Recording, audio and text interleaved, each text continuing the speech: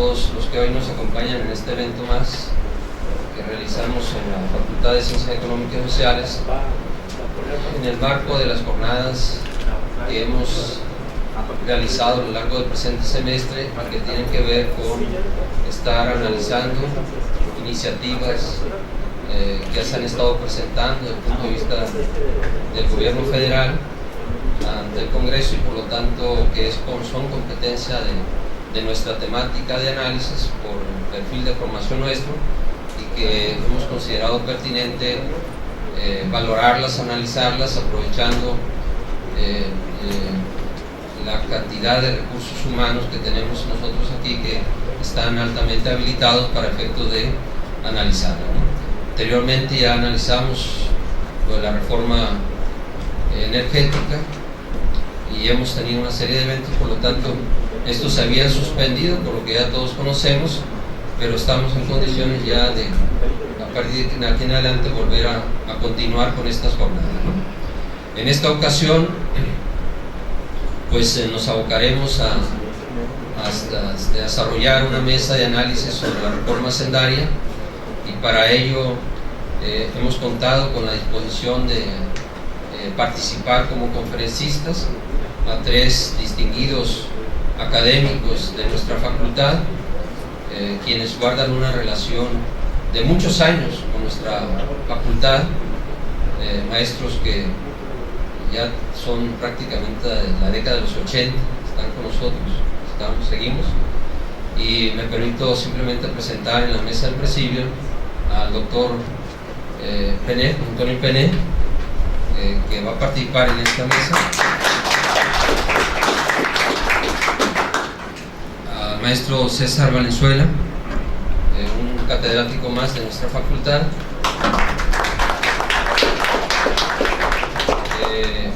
al maestro Moisés, recientemente integrado a la planta docente de nuestra facultad, y luego a quien estará participando como moderador, al doctor Retamoso. Entonces, solo quiero pues simplemente agradecer la disposición de ellos, como siempre, para participar en estas actividades, y decirles a todos que este y como todos los eventos son eventos transmitidos de manera directa por internet. Quien quiera verlos después, también será posible hacerlo, en vista de que una vez que se graban, ahorita se está transmitiendo en directo, ¿no? Pero una vez que se concluye el evento, el equipo técnico encabezado por Alan y Guillermo proceden a hacer la edición de todo el evento y lo suben al portal de la facultad, y por lo tanto, si ustedes tienen interés en consultarlo después, pues sepan que pueden simplemente, lo que tienen que hacer es accesar al portal de la Facultad de Ciencias Económicas y Sociales.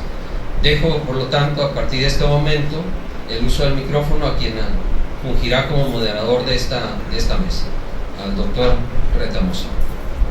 Bueno, pues muchas gracias, doctor Gerardo, y muchas gracias a todos por asistir a esta mesa de discusión sobre la iniciativa de reforma hacendaria que hace algún tiempo envió, en este caso, el gobierno federal como una reforma en el sentido del crecimiento y del desarrollo del país, que se necesita, o que es en parte de la reforma, de para qué es la reforma. Bueno, se hace necesaria esta iniciativa, ¿no?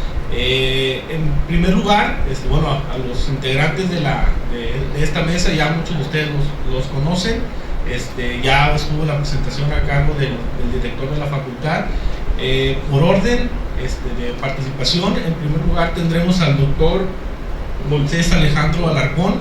En segundo lugar tendremos al doctor José Antonio Pené Madrid, y en tercer lugar al doctor César Valenzuela, ¿no? Entonces, al último, cada uno de ellos expondrá o hará una exposición sobre los alcances, sobre las características de esta reforma hacendaria, y por último tendremos en este caso una ronda de preguntas y respuestas en el caso de que alguno de ustedes les quede alguna duda o quieran aclarar algunas circunstancias sobre los puestos por los expositores, ¿no? Entonces, sin más preámbulo, le cedo la palabra al doctor César Valenzuela, al doctor Moisés Alejandro, para que haga su participación.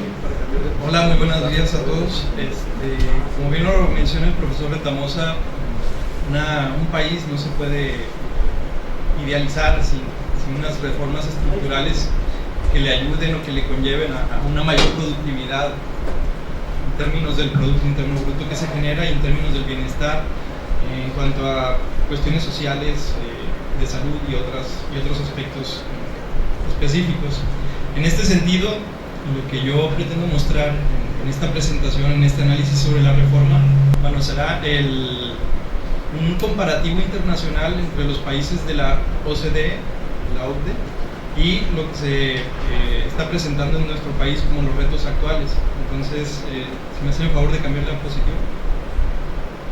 La presentación se divide de la siguiente manera. Primero, presentaré este comparativo internacional de México con respecto a los países de América Latina y el total de la OCDE. Y después, pues presentaré la estructura actual de los impuestos en México, la estructura tributaria, y finalmente compararé la propuesta que ha hecho el gobierno federal con respecto a los retos actuales del gobierno federal en cuestiones tributarias. Siguiente diapositiva. Si nosotros nos fijamos en las estadísticas, es decir, lo que va desde 1990 y hasta el 2010, que es el comparativo internacional que se pudiera hacer hoy en día, lo que observamos es que los gobiernos de todo el mundo tienen diferentes tamaños, si el tamaño lo consideramos a partir de la recaudación tributaria que los países tienen.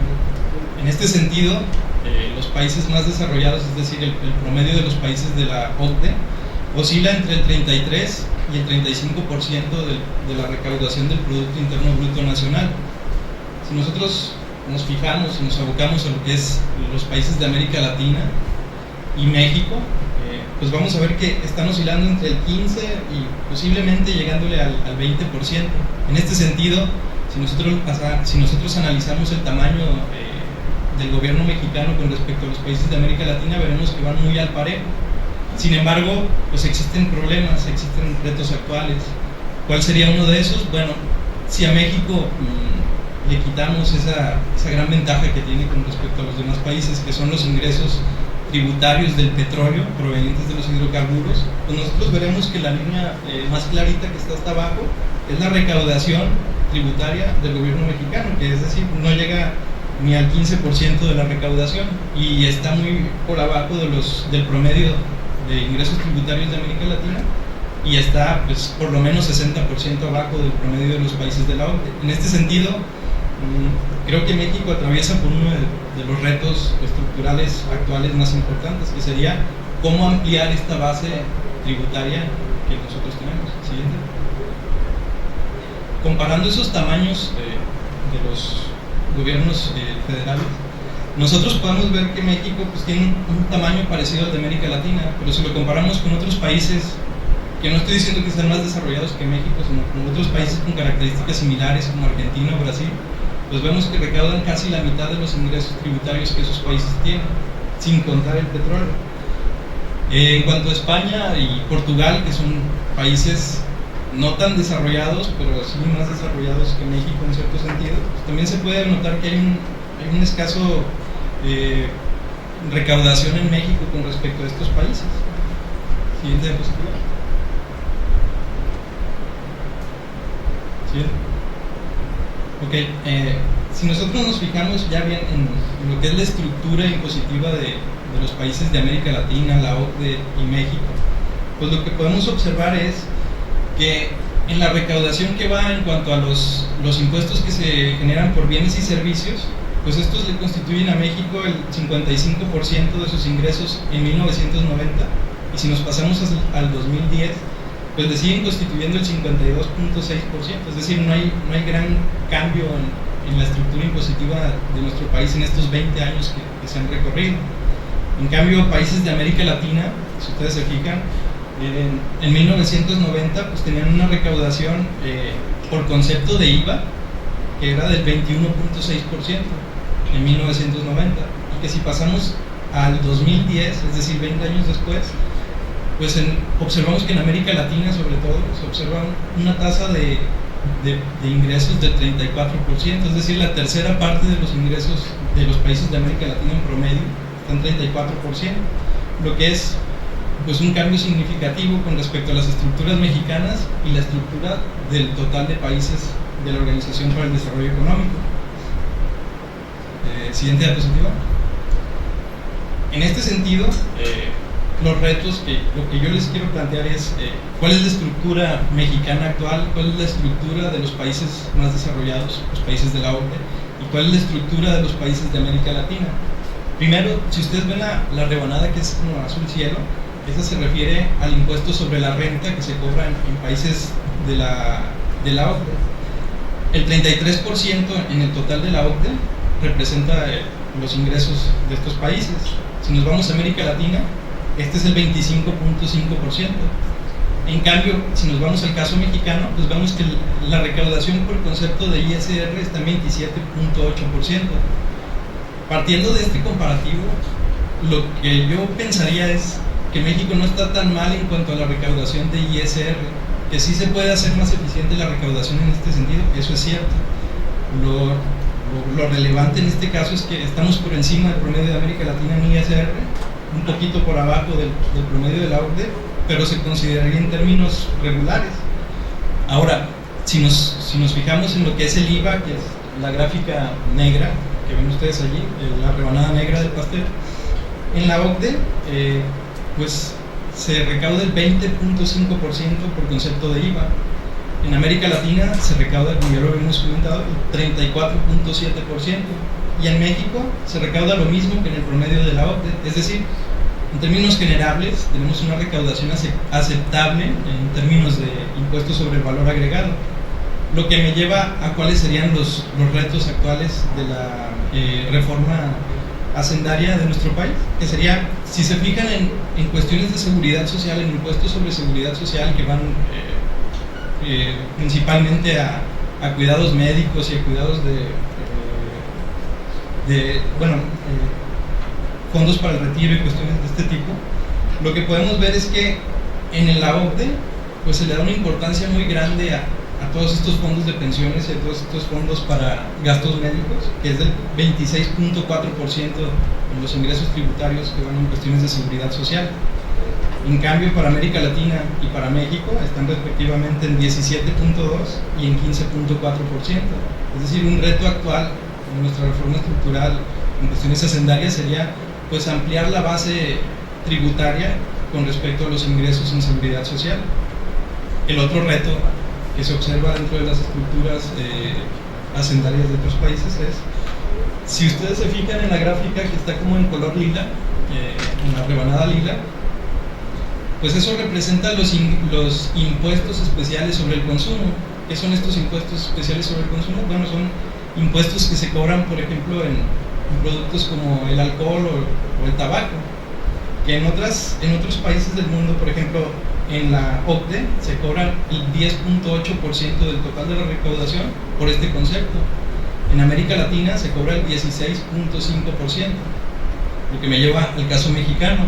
Nosotros estamos en un 5%, porque el 26.2% restante van sobre ingresos de productos que provienen de hidrocarburos y del petróleo en general. Entonces, sí, en concepto de impuestos especiales, pues estamos atrasados, y eso sería uno de los retos actuales, al igual que la seguridad social. Entonces, siguiente diapositiva. ¿Qué es lo que propone el gobierno federal y cómo lo vemos reflejado en estos nuevos retos que nosotros estamos observando? Bueno, lo que propone el gobierno federal son básicamente tres cosas: un fortalecimiento del marco social, un sistema tributario más justo y acelerar la actividad económica mediante el gasto público. Siguiente diapositiva. Realmente aquí no me voy a detener mucho porque creo que mis compañeros van a abundar un poco más en esto. Lo único que... Siguiente diapositiva. En este sentido, lo único que estamos viendo... Siguiente. Es que se plantea no cobrar IVA sobre alimentos y medicinas, que eso le representa al gobierno federal un ingreso por 162,000 millones de pesos, y eso se pretende recuperar en gran medida por reformas que hacen sobre los impuestos sobre la renta, que le representarían al gobierno federal 131,000 millones de pesos. Ahora, ¿cuál es el gran problema con esto? Bueno, el gran problema, viendo los retos internacionales, pues es que tanto el IVA que se pretende cobrar, que solamente hacen alusión a un impuesto sobre bebidas con alto contenido de azúcares, es un impuesto especial que se pretende cobrar, pero es la única reforma que va acorde con los retos internacionales que nosotros hemos observado. En cuanto al ISR, las reformas que se pretenden aplicar o que se están proponiendo, a lo que van es a lograr una mayor eficiencia en la recaudación de este tipo de impuestos. Sin embargo, el ISR, nosotros ya vimos, estaba en términos aceptables en una recaudación justa con respecto a los países de América Latina y a los países de la OCDE. Entonces, realmente sí es beneficioso tener un sistema impositivo más efectivo, pero no es una reforma que vaya acorde a esos retos internacionales. Siguiente diapositiva. Siguiente. En este sentido, lo que se propone sobre el IVA es evitar una generalización de IVA sobre alimentos y medicinas, y se dejan de recaudar 163,000 millones que se pretendían recaudar con esos impuestos sobre la renta. Si vamos a la siguiente diapositiva, lo que nosotros observamos aquí es que dentro de esos impuestos especiales que nosotros habíamos visto que era un reto internacional, pues realmente no hay grandes modificaciones. Incluso si ustedes ven el cuadro de impuestos sobre los productos como la cerveza, desde el año 2010 y hasta el 2012 se cobraba un impuesto de 20.5%, y bueno, increíblemente para el 2013 este impuesto se reduce, contrario a lo que supondría la lógica internacional en cuestiones de estructura de impositiva. ¿Qué sucede con los impuestos a cigarros? Bueno, que desde el 2007 y 2008 esos impuestos no se han modificado, es decir, no ha habido una creciente tasa impositiva sobre este tipo de productos, y sobre otros productos que tienen alcohol como el aguardiente, mezcal, vodka, ron, tequila, brandy. Bueno, no sé, algunos conocedores sabrán de algunos otros productos. Pues también desde el 2004 siguen las mismas tasas impositivas sobre estos productos, lo que hace pues verdaderamente difícil suponer que hay una verdadera atención a estos retos internacionales actuales de los ingresos tributarios. Siguiente diapositiva. Siguiente. Estos son impuestos especiales a tasa única e impuestos sobre los depósitos en efectivo, donde nosotros sabemos que son impuestos que realmente no recaudan mucho.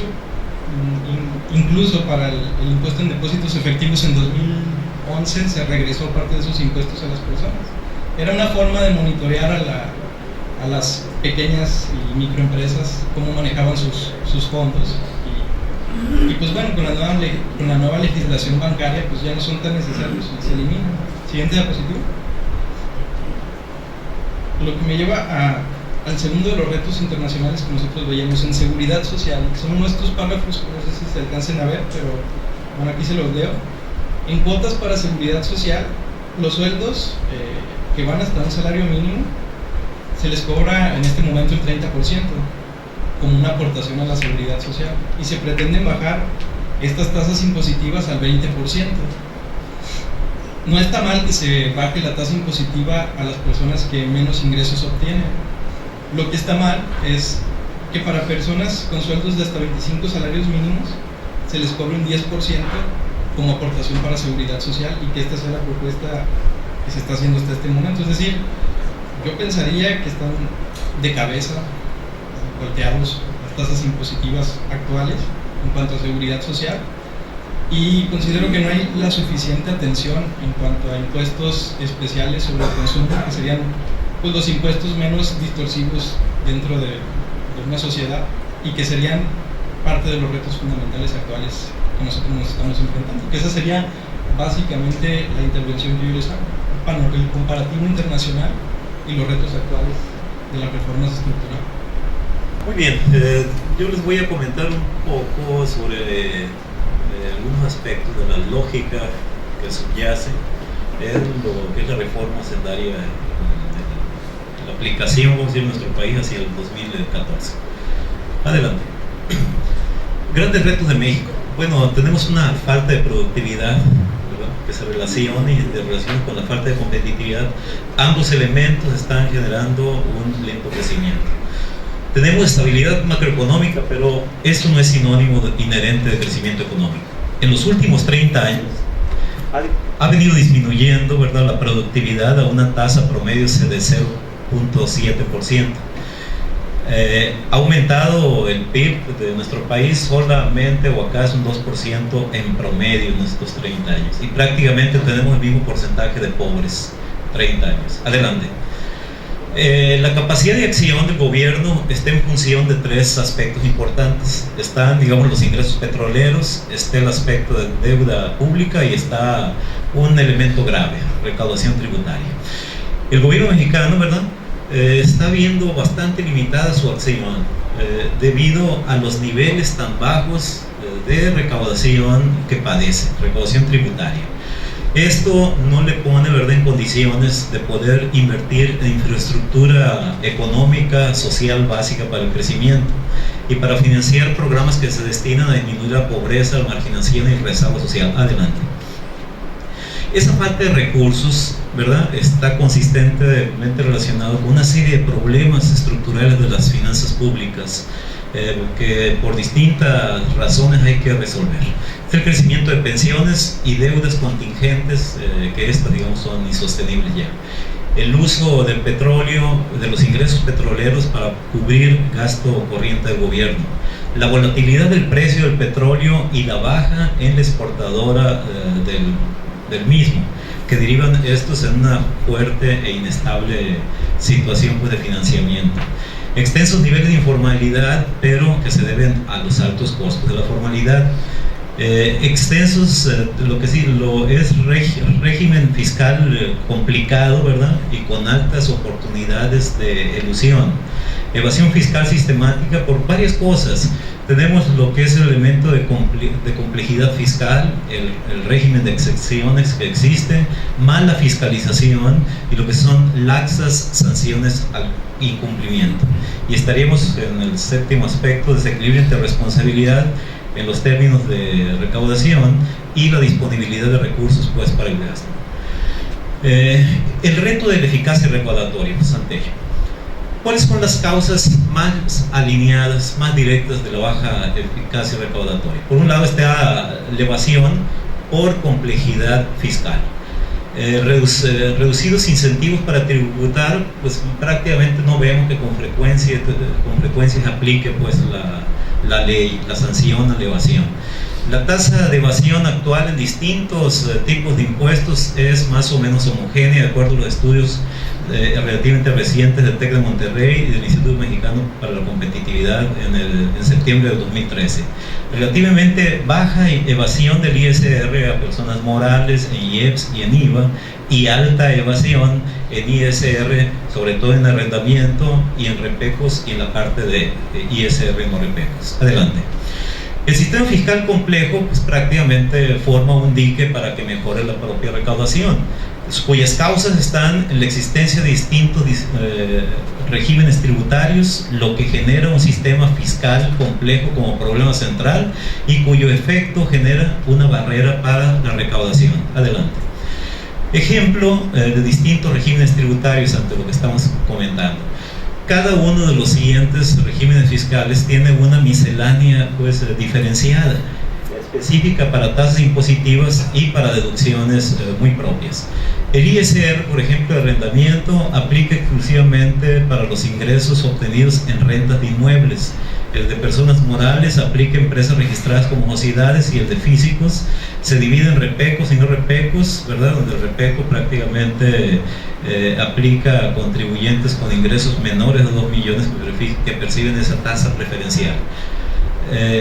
Y ahí tenemos las tasas de evasión de impuestos, ¿verdad? Si nosotros medimos el impuesto teórico no recaudado contra el impuesto potencial, ¿verdad?, prácticamente nosotros vemos que es altísimo, ¿verdad? Altísima la evasión.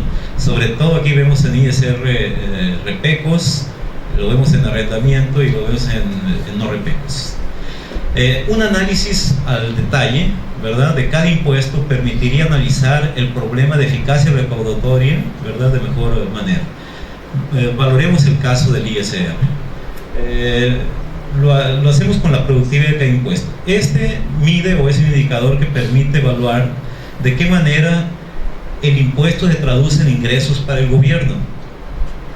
Por ejemplo, aquí, si nosotros valoramos la productividad del impuesto, a la OCDE les gusta medirlo, ¿verdad?, por el criterio de elasticidad. Dice, por cada punto porcentual de incremento de la tasa impositiva, ¿verdad?, ¿en qué proporción aumenta la recaudación como proporción del PIB?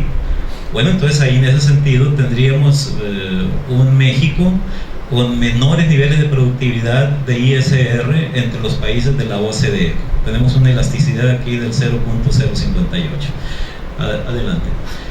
El Centro de Estudios Espinosa Iglesias, ¿verdad?, en un artículo señala que la baja productividad en ISR se debe a la existencia de un sector informal amplio, junto con distintos regímenes también, como el de repecos o de personas físicas con actividad empresarial.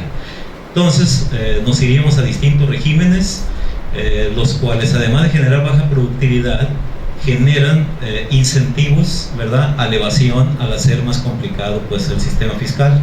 Esto también nos reproduce un aparato burocrático inmenso para administrar la tributación, y la ilusión fiscal pues prácticamente se hace regresiva, y entendido por ilusión regresiva de que las propias grandes empresas, ¿verdad?, o las personas con altos recursos pueden hacer, por así decirlo, rimbombantemente planeación fiscal, que no es otra cosa que encontrar agujeros fiscales y pagar menos impuestos. Adelante. Costo de esta evasión en términos de ingresos no percibido por el gobierno. No obstante, lo señalado, pues me refiero a la alta tasa de evasión en regímenes de repecos. La tasa de evasión de ISR repecos sobre PIB es menor a la tasa de evasión del ISR en personas morales sobre PIB, ¿verdad? Tenemos aquí las franjas de la brecha potencial que pudiésemos nosotros recaudar en esas áreas menos verdes, ¿verdad?, con respecto a lo recaudado. Entonces queda un potencial donde la evasión pues hace las suyas. Adelante. Por el lado de la recaudación de IVA, aplicando el mismo criterio de elasticidad de OCDE, México ocupa el último lugar en estos países en productividad del IVA, aunque la diferencia no es tan grande como en el caso del ISR. Tenemos una elasticidad de 0.23 contra 0.058. Esa baja productividad del IVA, medida en términos de elasticidad de OCDE, está en función de exenciones, tratamientos especiales, entre otros. Adelante. La baja productividad del IVA por exención y tratamientos especiales, ejemplos. Tenemos, ¿verdad?, tasa cero en IVA, que ha hecho mucho ruido, digamos. En muchos países solo aplica para productos de exportación, y en México aplica a los alimentos, medicinas, libros, actividades educativas. Un estudio de la Espinosa Iglesias muestra que si en México, ¿verdad?, transitáramos de la tasa cero a un 5% de tasa preferencial, se elevaría la recaudación en 0.8 puntos porcentuales del PIB. La tasa especial en frontera, que es de 11% actual, es otra causa de baja de productividad de ese IVA, porque no se aumenta la tasa generalizada del 16%. Adelante. No obstante, la baja evasión en IVA en comparación con otros impuestos, que es de 17.8%, esta tiene costos altos en términos de ingresos del propio gobierno federal. Si nosotros viéramos ahí 2008, que es el último año para el cual se reporta el argumento para el IVA, pero los ingresos no percibidos por concepto de IVA representaron solo el 0.8% del PIB. Prácticamente vemos que es algo en ese sentido, ¿no? Adelante. Una observación pues recurrente que se hace, ¿verdad?, respecto a la evasión del IVA es que el sector informal tiene un papel preponderante pues en esa situación. Sin embargo, unas estimaciones realizadas, ¿verdad?, por el Espinosa Iglesias indican que en realidad 65% de la evasión de este impuesto proviene del sector formal y 35% del sector informal. datos que acusan que la política de recaudación debe seguir dos horizontes. Primero, no solo de centrarse en mecanismos para atraer al sector informal para que pague, sino también debe cuidar que los contribuyentes estén inscritos, paguen los impuestos que les corresponde, es decir, ampliar la base gravable. Impuestos IEPS no petroleros. La recaudación de IEPS presenta pues un bajo problema de evasión, acaso el 9%. Se suma esto, la brecha de evasión como porcentaje del PIB ha disminuido con el tiempo. También hay que hacer notar que con la implantación o de continuar con la implantación de mecanismos que prevengan el tráfico ilícito, asegurar la tasa prácticamente que no promueve el contrabando y la informalidad, pues estaremos, digamos, haciendo bien las cosas en esta parte. El IEPS es un ejemplo de centralismo fiscal también en México, ¿verdad? Constitucionalmente quita una importante base fiscal a las entidades federativas del país. El problema de la eficiencia tributaria. Ahí debemos poner ojo, porque la estructura del impuesto puede estar realmente beneficiando a una población distinta al objetivo. Un enfoque, ¿verdad?, para poder nosotros entender el problema de baja recaudación tributaria en nuestro país consiste en analizar dos cosas. Por un lado, la distribución actual de la recaudación entre distintos sectores de la economía, y por otro, los costos de exenciones que existen en el país. Por ejemplo, pues, bajo un supuesto así, los empresarios, si los impuestos pues empresariales fueran cobrados de manera eficiente, entonces todas las industrias pues pagarían impuestos proporcionales o en proporción con respecto a su participación en el PIB. Sin embargo, como observamos, ¿verdad?, esto no ocurre. Aquí tenemos una tabla, una gráfica donde se encuentra la participación de los sectores económicos en la recaudación, ¿verdad?, el eje de las ordenadas, en las abscisas tenemos prácticamente su participación en el PIB. Nosotros encontraríamos ahí sectores, ¿verdad?, como el agrícola y el ganadero, que está por acá. Aquí tenemos cero, está en negativo, prácticamente está subsidiado, pues en lugar de ser un estado que se le imponga una carga contributiva, pues prácticamente está subsidiado. Tenemos hoteles, restaurantes por acá en esta parte. Tenemos el sector comercio y manufacturero, que no pagan los impuestos de acuerdo con su participación en el PIB. Aquí está la participación en el PIB, solamente pagan esta franja. Servicios profesionales de apoyo a negocios y financieros tienen mayor participación en el pago total de impuestos. Y ni se digan, digamos, los impuestos petroleros, ¿verdad? Esto pues no lo graficamos aquí porque entonces estarían muy altos, ¿verdad?, en esta franja. Adelante. Casos del sector comercio. La brecha de recaudación, por ejemplo, se podría explicar, ¿verdad?, por el caso del asunto de informalidad, pero también aflora el problema de ineficiencia en el tipo de impuestos, en los subsidios prácticamente que se cobran. En el caso del sector agrícola y manufacturero, el régimen fiscal les da distintas exenciones, ¿verdad?, subsidios que no permiten que estos paguen la cuota que les corresponde realmente. El sector petrolero pues se merece una atención especial, ya que tiene una recaudación considerablemente mayor a su participación en el propio PIB. El sector petrolero realmente ha puesto, ¿verdad?, las finanzas en un punto de confort muy cómodo, pues, que hace innecesaria la recaudación de otros sectores. La riqueza del petróleo ha permitido a México que postergue una serie de decisiones importantes en materia de política pública para que le permitan dar viabilidad tributaria a las finanzas de México, las finanzas públicas. El subsidio implícito en el consumo de gasolina en México. Uno más de estos problemas, ¿verdad?, de eficiencia del régimen fiscal actual es el IEPS sobre gasolina. Este impuesto actualmente, pues más que ser impuesto, es un subsidio, pues es un impuesto negativo, distorsiona las decisiones de los consumidores y además tiene una mayor incidencia en los deciles más altos de ingresos, beneficia relativamente a los más ricos. En términos ambientales, el actual subsidio implícito no incentiva la emigración a fuentes de energía más amigables con el medio ambiente, ¿verdad? Además, no impone un precio, vamos a ir al costo social, por contaminación en el uso por el uso de combustibles fósiles. Y ahí tenemos una gráfica, ¿verdad?, que se aprecia que hasta el 2005, ¿verdad?, fueron impuestos, ¿verdad?, los de gasolina. Ya para el 2006 estamos hablando de una serie de subsidios más crecientes en unos años que en otros. Adelante. Para dar una mayor perspectiva sobre lo que representa, ¿verdad?, este instrumento fiscal en términos de gasto, hay que compararlo con los programas de gasto dirigido a protección social. En 2012 el subsidio representó 1.3 del PIB, una cantidad 50 veces mayor a los programas gubernamentales de gasto dirigido y de protección social, 4 veces más alto que el presupuesto de la UNAM, que es para en ese año de 31.000 millones, la UAS, por ejemplo, 4.000 millones, ¿verdad? Gobierno 36.9. Veamos más o menos las comparaciones. En 2008, cuando el subsidio implícito a la gasolina llegó a su máximo, el monto ascendió a 1.8 del PIB. Eliminar el subsidio, ¿verdad?, en ese momento hubiera sido, claro, suficiente para poder pagar 6 veces el programa Oportunidades. Adelante. Bueno, aquí está una tabla, esas se las voy a dejar, es donde valora la serie de subsidios contra los programas sociales, ¿no? Esto lo hace John Scott del CIDE en 2010. Adelante. Una segunda fuente de ineficiencia es el esquema actual que subsidia el uso del automóvil y el consumo de combustibles, ¿verdad?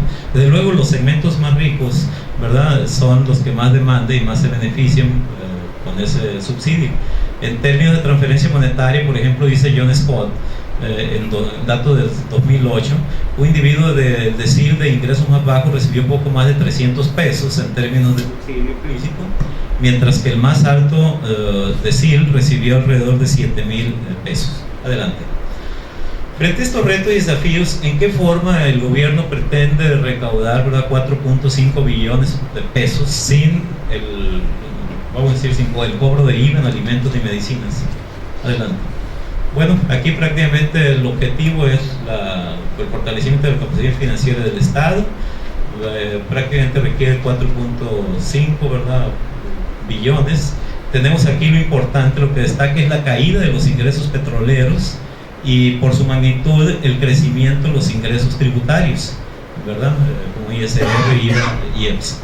¿A qué se debe la caída en la estimación de los ingresos petroleros? A la baja el precio del barril del petróleo, las exportaciones del petróleo, la plataforma del crudo y a la baja el tipo de cambio. Adelante. Por el lado de los ingresos tributarios, de progreso de las reformas, los efectos recaudatorios estimados prácticamente andarían alrededor del 1.4% del PIB. Ahí está por los más importantes, pues estaría el ISR empresarial, el de gasolinas, el ISR personal y el IVA. Adelante. ¿Cuál es la lógica para fortalecer la capacidad financiera del Estado mexicano? La que hemos venido leyendo, prácticamente en el IVA, enajenación de casa habitación, ¿verdad? Pagar por compra de inmuebles, renta o pago de hipotecas sobre el valor de la vivienda. De luego implica que los hogares de mayores ingresos absorban la mayor parte de la renuncia recaudatoria que implica mantener la exención. Eliminar la exención del IVA a servicios educativos. Adelante. Eliminar la exención al transporte público foráneo de pasajeros, limitar la exención a espectáculos públicos, solamente se refieren a teatro y circo, y grabar con IVA a los demás espectáculos, y permitir, ahora sí, fortalecer la recaudación de entidades federativas grabando espectáculos distintos al cine. Adelante. Aplicar, digamos, también el IVA a productos que no sean alimentos para humanos, como chicles, goma de mascar, alimentos para mascotas, para los cuales también la enajenación de estos animalitos se va a cobrar, ¿no? La integración también a la región fronteriza, régimen generalizado del 16%, debido a que ahora está en un régimen especial, vamos a decir, del 11%. Eliminar el tratamiento de tasa cero a la enajenación, pues, de productos de ingresos, pues, más fuertes, ¿no?, para deciles más altos de ingresos. Adelante. Y ese empresarial, bueno, en fin, eso adelante, vamos a ir, ¿no? Estos son aspectos que el día a día nos estamos valorando, y aquí César nos va a opinar sobre estos elementos. Adelante. Adelante. Y la parte social de la reforma hacendaria tiene tres elementos. Adelante. Sería la pensión universal, ¿verdad?, que todos los mexicanos tengan un ingreso mínimo para cubrir sus gastos de manutención durante su vejez. Ahí tiene, digamos, quienes entran dentro de estos beneficios, y para conservar el derecho a recibir el pago de pensión universal también tendrán que atender los servicios, pues, de salud que requieren las instituciones, ¿no? Adelante. Seguro el desempleo también, ¿verdad?, lo que permitirá la accesibilidad de la prestación a todos aquellos desempleados del sector formal, ¿verdad? Y un piso de beneficio equivalente a un mes de salario mínimo hasta por 6 meses. Su financiamiento, desde luego, se hará a través de una serie de contribuciones patronales ligadas al empleo formal también. El seguro se ha reforzado, desde luego, con aportaciones del Estado, quien les brindará también una serie de programas de capacitación, orientación, para que puedan volver a vincular, pues, a los templos laborales. Adelante. Otro beneficio es creación de regímenes de incorporación de seguridad social, seguridad de vida a la jefa de familia, ¿verdad? Y amplias mejoras también en el propio seguro popular. Muy bien, esta es pues la parte que compete. Con ello, digamos, busca el Estado mexicano pues cumplir con los 5 aspectos que ya señaló aquí Moisés. Adelante, gracias. Bueno, pues buenos días a todos. Voy a iniciar la participación para, más que nada, para evitar repetir buena parte de los comentarios que ya se hicieron. Empezaría en la lámina número 4. Más que nada eso lo puse ahí como una referencia ahí está, como una referencia de lo que pretende ser la reforma hacendaria, con un enfoque muy orientado a lograr equidad social, etc. Pero en verdad, por principio, lo que podría decir son 2 cosas. Primero, esta reforma es una reforma necesaria. Yo creo que no podemos negar la necesidad de una reforma hacendaria en México, pero una reforma efectiva, no una reforma gradual, una reforma, como le han llamado, descafeinada o light. En segundo lugar, esta es una reforma inequitativa. De entrada, pues choca con lo que debe de ser, conforme a lo que es la hacienda pública, uno de sus principios. Todo tipo de impuestos, derechos, básicamente los impuestos deben de ser equitativos, legales, justos, etc., ¿no? Y uno de sus principios es precisamente la equidad, que aquí no se cumple. De entrada, pues tenemos aquí el marco macroeconómico que está proyectado para efectos de lograrse esta reforma. Traemos un crecimiento importante en el producto del 1.8 al 3.9. Sobre eso habría que revisar, porque sabemos que la caída que tuvo en el tercer trimestre el producto en nuestro país ha sido considerable, y que eso obviamente implica una diferencia relevante. Obviamente para el 2014 habría que tener una reserva muy, muy importante para poder pensar en un crecimiento de esta naturaleza como se está contemplando. En lo que respecta al tema de la inflación, creo que es algo que nos debe de ocupar. Por principio, aquí se menciona un 3.5 de inflación en este país para este año, que tal vez con mucho esfuerzo se pueda lograr, pero para el próximo año difícilmente podría pensarse, dadas las características que se están presentando en esta propuesta de reforma. Adelante, por favor. La que sigue. Podríamos decir que, si bien es cierto, la reforma propone fomentar el crecimiento y la estabilidad, habríamos de ver hacia dónde está orientada. Principalmente se ha hablado mucho de reformas a lo que es la aplicación del IVA, las bases en términos de lo que son las tasas que se pretenden cobrar. Así muy rápidamente, me iría a la adelante, por favor, para la que sigue, aquí. De manera muy rápida, sin el ánimo de repetir lo que ya se comentó, es que en el caso de la frontera se busca pasar del 11% de IVA al 16%. En el caso de bienes raíces se pretende pasar del 0% que existe actualmente al 16%, que es la tasa normal de IVA. Colegiaturas, que ese es un tema ya muy platicado y que lo más probable es que esto no proceda, pasar de 0 al 16%. Transporte terrestre del 0 al 16%. Espectáculos, ya lo comentó ahorita José Antonio Pené, pasar del 0 al 16%. Turismo, 0 al 16, mascota 0.16, bisutería 0.16, goma de mascar 0 al 16 y refrescos de 0 a 1 peso.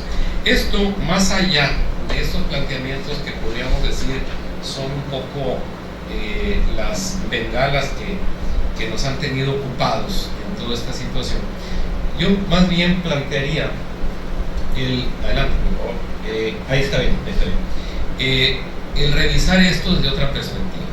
Si hablamos de una reforma hacendaria, tenemos que distinguir los tres aspectos claves de la hacienda pública: ingreso, gasto y deuda. En cuanto al ingreso, pues sí se nos habla de reformas importantes en materia de IVA, pero la más importante no está presente. Lo que todo el mundo entendemos y percibimos sin mucha explicación es que los policy makers, como se les llama, los hacedores de la política pública, calcularon mal los tiempos en términos de la política pública, de la reforma educativa, y ahora los tiempos no les dieron para poder entrar a una verdadera reforma hacendaria que llevara a eliminar la exención de IVA en alimentos y medicinas. Ese es un punto clave. No es posible que la reforma esté orientada a gravar a que los que tienen paguen mucho y los que tienen poco no paguen nada. Eso no existe en ninguna parte del mundo. Uno de los aspectos que mencionaba hace un momento Moisés es que, si bien es cierto, en Europa y en América Latina hay una recaudación muy alta, que no andamos tan lejos en términos de proporciones, la diferencia es que aquí tenemos un conjunto de contribuyentes cautivos, que son los que normalmente tienen que cubrir este tipo de erogaciones. Aquí, en la anterior, por favor, podemos ver, si ustedes observan, en el primer concepto que aparece ahí, la PEA, la población económicamente activa, ocupada, de acuerdo a cifras del INEGI de 2012, tenemos 48.203.000 personas que están ocupadas de acuerdo a las cifras que nos dan. Ese es el 78%, ¿sí? Que nos da como relativo, pero el total de contribuyentes, curiosamente, son 37 millones, casi 38 millones. Ese lo podríamos tomar como el 100%. De esos 38 millones de contribuyentes, las personas físicas son el 36.505.000, que son el 96.09%. Y de este mismo tendríamos que mencionar que las personas físicas asalariadas, es decir, los que perciben un sueldo, un salario, son el 63.58%, mientras que las personas físicas en otras actividades, es decir, que no perciben salarios sino otro tipo de ingresos, son el 32.51%, y las personas morales son el 3.90%. Esto nos refleja la pequeña cantidad de personas y de contribuyentes, que no necesariamente son personas físicas, sino que son personas morales también, pero a nivel de contribuyentes, el pequeño número de contribuyentes que tenemos en nuestro país. Si nosotros esto lo reflejamos en términos de nuestras responsabilidades como personas, constitucionalmente todos los mexicanos mayores de edad tenemos la responsabilidad de cumplir con nuestros impuestos, cosa que sabemos existen problemas de la informalidad y de muchas otras circunstancias. Ahora, si lo vemos en términos, adelante por favor, de los deciles, como se ha discutido tanto, de que la reforma, en términos de esta reforma, quiere orientarse mucho a quienes están más beneficiados en materia de distribución del ingreso. Aquí observamos que el decil 8 en adelante, pues se supone que ahí radica la mayor parte.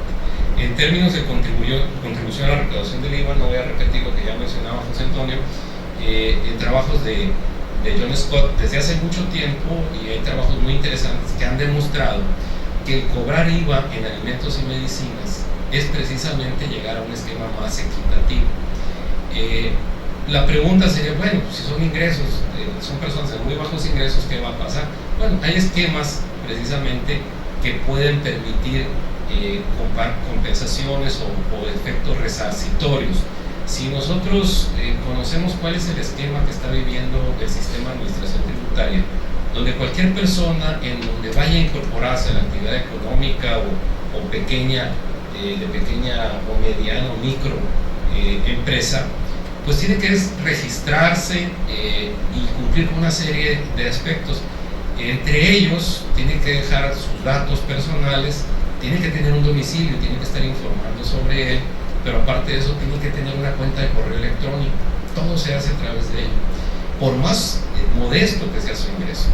Si pensamos desde esa perspectiva, la pregunta sería, ¿habrá condiciones para pensar en un esquema resarcitorio vía compensación de este tipo de ingresos? Es algo complicado, pero es algo factible. Una de las instituciones, creo que fue hace como unos 4 años, que ha invertido más dinero, 3 de las instituciones que han invertido más dinero en sistemas de información han sido precisamente el Instituto Federal Electoral, el Sistema de Administración Tributaria y por otra parte el Consejo Nacional de Población, si no me recuerdo, a través de la Secretaría de Gobernación para las cédulas de identidad. Lo que quiero decir con ello es que existen plataformas, existe infraestructura, habrá que trabajar más, pero finalmente esa es una labor que hay que hacer al respecto. Si nosotros observamos este esquema, pues nos podemos dar cuenta que la incidencia en materia de impuesto al valor agregado es muy baja en precisamente los diferentes segmentos. Adelante, por favor. Aquí podemos observar el IVA con relación al PIB, ya se comentó un poco al respecto, pero lo que vemos es que el comportamiento no ha sido precisamente la tendencia ascendente, sino ha tenido fluctuaciones pequeñas, pero han sido altibajas que no nos han ayudado en términos de la recaudación. Nada más quisiera mencionar muy rápido 2 datos.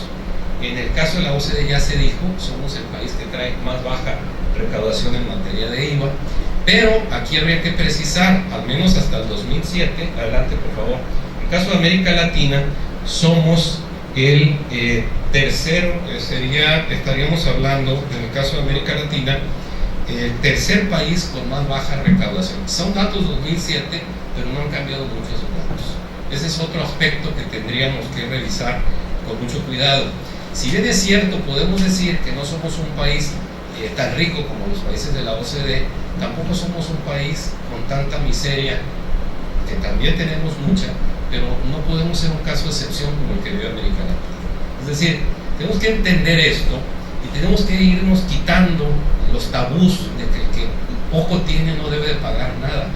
Debe de existir una responsabilidad en ese sentido, porque de otra manera, el hecho de que se estén haciendo, adelante por favor, estimaciones en las cuales solo un pequeño segmento de la población, se calcula aproximadamente 1 millón de personas, deba de cubrir el grueso que viene por el lado de el pago de impuestos sobre la renta, es decir, el incremento, donde personas que pasan los 35,000, 38,000 pesos mensuales ya son considerados como ricos. Ahora es una nueva definición, ¿no? Esos son los que más tienen, los que pasan de 500,000 pesos al año. Obviamente eso es una falsedad. Quien gana 35,000, 38,000 pesos mensuales, estoy hablando brutos, obviamente no está en esa condición. Y lamentablemente este esquema sí nos conduce a gravar con la misma tasa que implicaría a los ingresos de mucho más altas proporciones. En esa medida, los tratamientos preferenciales que se están planteando al IVA no son precisamente lo mejor, están erosionando seriamente la recaudación, pero aparte de ello habría que ver cómo precisamente en materia de IVA el hecho de aplicar tasas, si bien es cierto, viene un esfuerzo y un sacrificio muy grande para las pequeñas y medianas empresas. Las pequeñas y medianas empresas son algo así como el 95% del total de empresas en México y son aproximadamente las que generan esa proporción de empleo. Si estos van a dejar de tener los regímenes especiales que se refiere, ya lo mencionaba José Antonio, de pequeños y medianos contribuyentes, entonces estamos hablando de que van a tener que actuar en las condiciones de mercado y poder ir olvidándose de contabilidades simplificadas, de una serie de ventajas que se tienen actualmente, de facturaciones que no hacen, su gran mayoría, que emiten una nota de venta y no una factura, en el caso de los pequeños de los repecos, como se les menciona, y por lo tanto también eso dificulta la fiscalización del impuesto, es decir, el revisar quién cumple, quién no cumple, cuando en realidad si algo tiene el impuesto de valor agregado, el hecho de gravar el consumo, es que es fácil de pagar, es fácil de recaudar, es fácil de transferir como tal.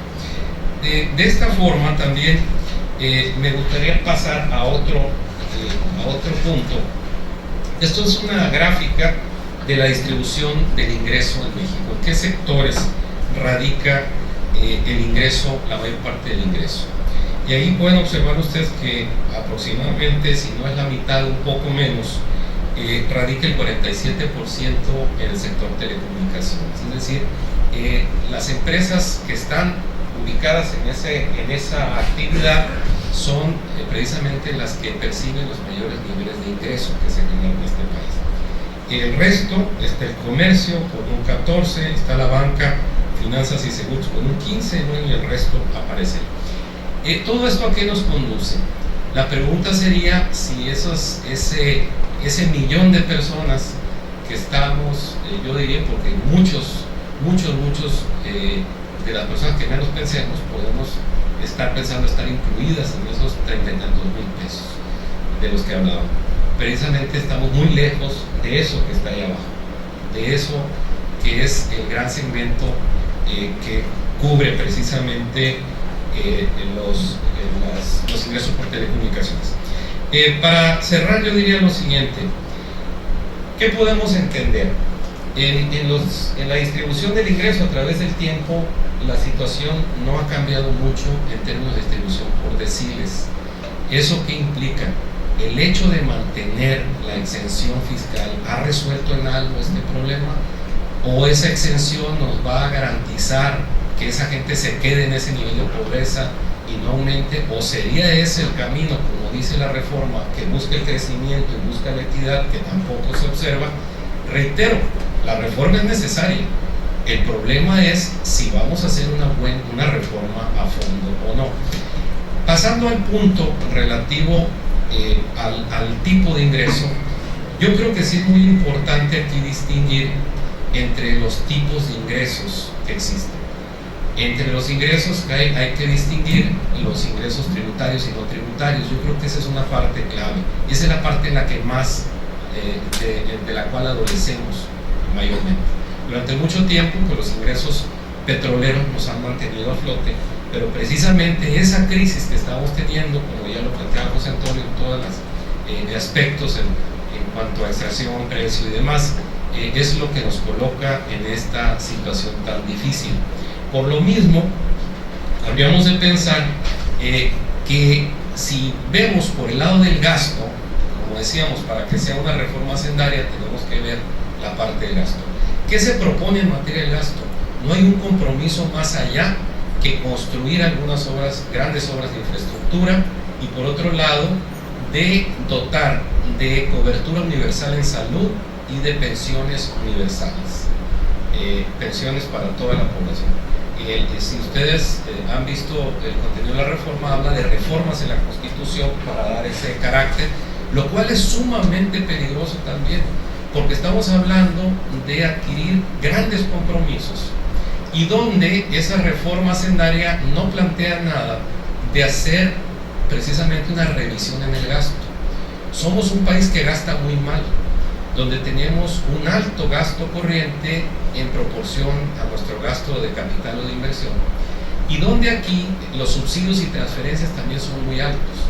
No hay un planteamiento al respecto, y para que exista una reforma hacendaria habría que trabajar más al respecto.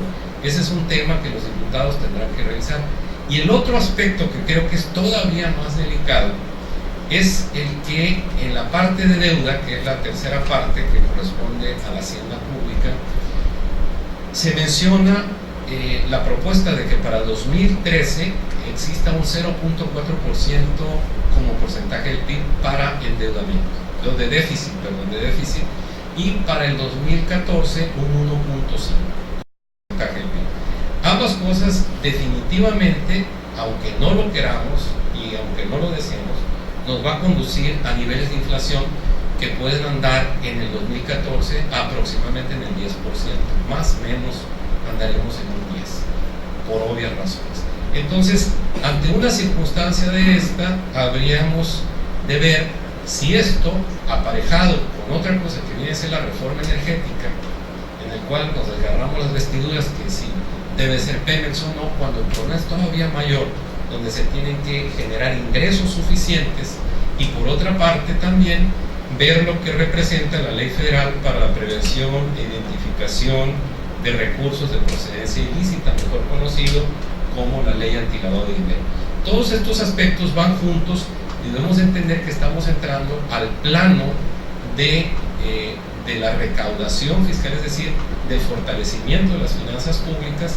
El problema es que si le vamos a entrar a medias, o si estas van a ser decisiones parciales o un tanto descafeinadas, difícilmente vamos a tener los resultados que se plantean aquí, de que sea el crecimiento, una mejor calidad de vida, etcétera, etcétera, como está planteado por parte del gobierno. Por mi parte, eso sería todo. Gracias.